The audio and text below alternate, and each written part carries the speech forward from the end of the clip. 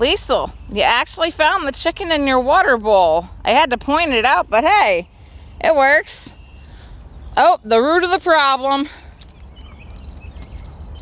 I remember when that was too big for you to really pick up in your mouth. Not anymore. We don't need the stump right now, honey. Why don't we finish breakfast?